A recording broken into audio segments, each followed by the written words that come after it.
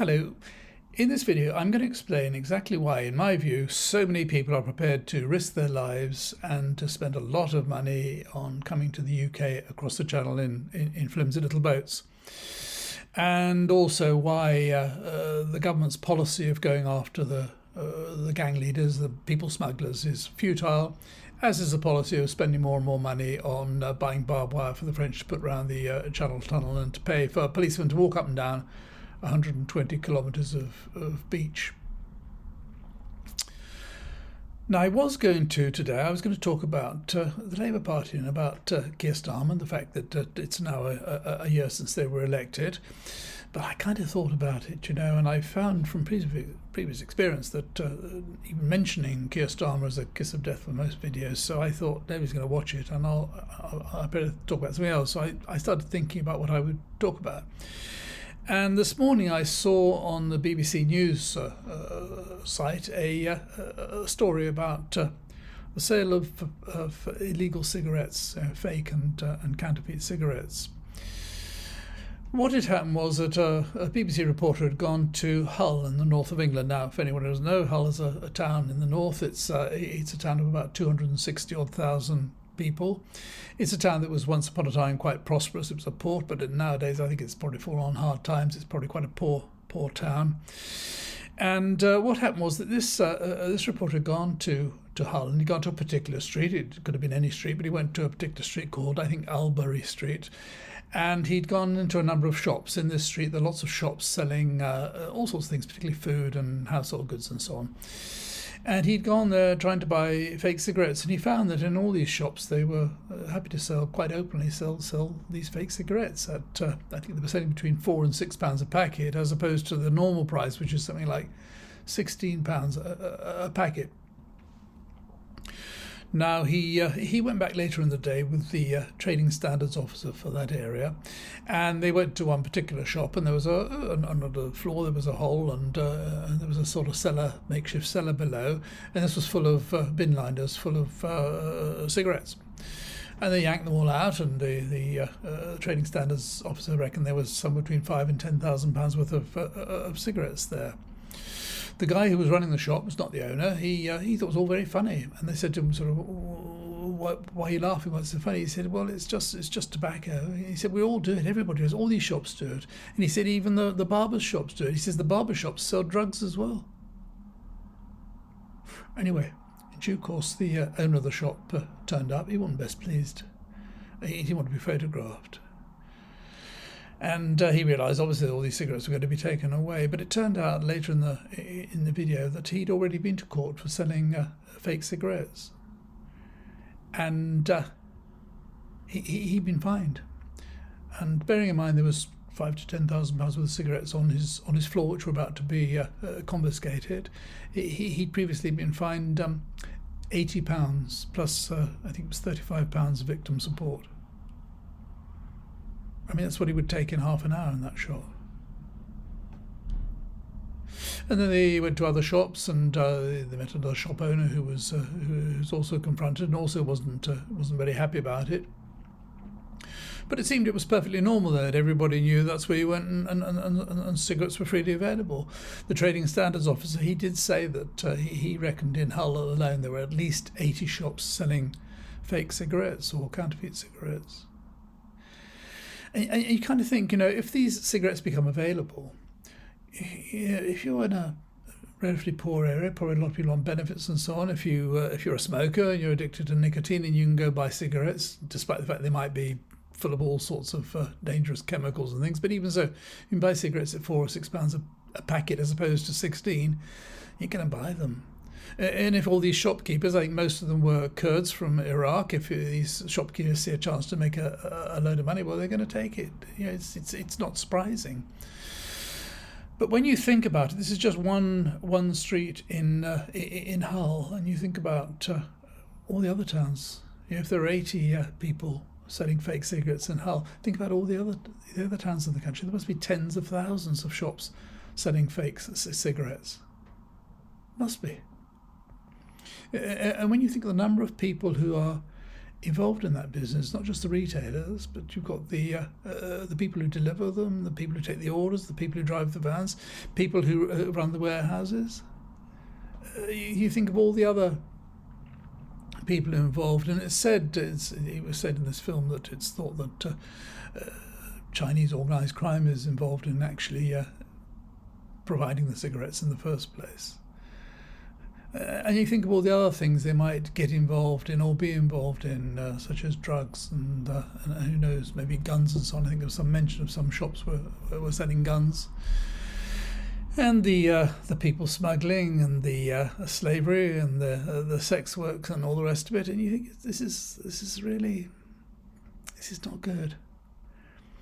And the fact that just is, in this case, it's just cigarettes, but the fact that it's so widespread and so normal and so accepted, it's really bad. But one thing the trading standards guy said, which set me off from thinking about people who come to this country across the channel, he said that a lot of the people they employ, or some of the people they employ, are people who are in hotels, waiting for asylum decisions. And he did say something about there are plenty of them. If one gets caught, you can just replace them with another one. There's an endless supply.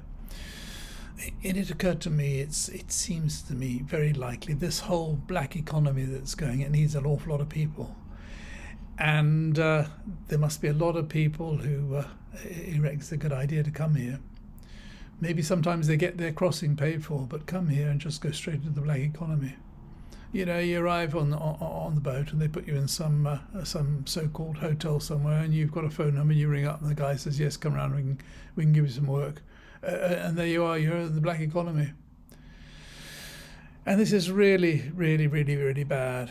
And I mean, it's not impossible to solve. I mean, for example, the £80 fine is just ridiculous. The fine should be the first offence for a shopkeeper selling fake cigarettes. It should be £5,000. The second fine should be everything you own taken away from you, and your passport stamp is undesirable. I mean, you can't just an £80 fine. It's just, it's nothing. And of course we should have ID cards, but there's a lot of opposition to that. But that would make life a lot simpler. But I think as long as people know there is a huge black economy, they can come here. Once they get here, they're going to make money, and they'll be able to send that money home for as long as they can stay here, and they might stay indefinitely. And with the system we've got at the moment, by not allowing asylum seekers to work, which seems to me absolutely crazy, especially as they're costing so much because people are profiteering out of providing accommodation. And I think the process, I mean, maybe the government is doing better, because I know there was a huge waiting list when they were elected. But I've quoted before an example of somebody I know, a guy I know very well indeed. He finished university in the UK 12 years ago, and he comes from the Far East, and he said he'd like to apply for permission to remain. And the reason he gave was he said he thought he might be in danger if he went home. He said at the time that his country is not known as being dangerous, and he probably wasn't in any danger anyway, and he expected them to refuse his application, and he expected to be sent home, and he said at the time he'd be quite happy if they do send him home, that's okay. Now, 12 years later, he's still here. And every 2 or 3 months he has to go to the Home Office in Croydon and sign on to say that he's still here, and that and he has to assure them absolutely that he's not working. So he's had to assure them every month or two for the last 12 years he's not worked at all. How they think he exists, I've absolutely no idea. This guy has worked every day. He works 7 days a week, every day since the day they said he could stay. I mean, how much tax has he not paid? How much national insurance has he not paid? And that applies to all these people in this, these people who will be supplying these drugs and so on. It must be possible to organise things a little bit better. It must be possible to deal with asylum seekers a bit more efficiently. Of all these people that come across in the boats, a lot of them are genuine asylum seekers. They're people who are escaping from danger. They're escaping from terrible countries, from Eritrea and Iran and Afghanistan and Sudan and all the rest of it. And we really have a moral duty to help them as much as we can. But at the same time, as Farage and the Express would say, they're all economic migrants. There are some economic migrants there. And, we had that case a few years ago of all those boys coming from Albania, young men, and it turned out they were all involved in some sort of crime or another, or it was widely believed. And we put a stop to that very quickly by going to Albania and saying we're going to send them all back, and they sent them all back, and that was that. But people who are going to come here and go into the black economy, maybe people end up in the black economy because they get sick to death of sitting around in some hotel room somewhere with 4 other guys in a tiny room, day after day after day. Maybe then the opportunity of doing a job for cash is probably quite attractive. But it all needs really, really, really sorting out. It's a terrible, terrible mess. But anyway, that's what I think of it, and I think that it did occur to me that's why a lot of these people are coming. These young men are coming. It is because they've already got work. They already know they're going to go into the black economy, and that costs us all. And also, I think where you get, for example, this area in Hull where, crime, it's maybe petty crime, but crime becomes sort of more established or acceptable, and everybody, I'm sure if they stopped all these cigarettes being available, people would be very upset about it. But when you gradually sort of slip into, especially when times are hard, you slip into a situation where crime becomes more and more the norm and more acceptable, and then you get the gangs moving in and all the violence and so on. We have to put a stop to it all. It's just no good letting it drift like this. And as I said before, endlessly talking about going after the people smugglers, it's crazy.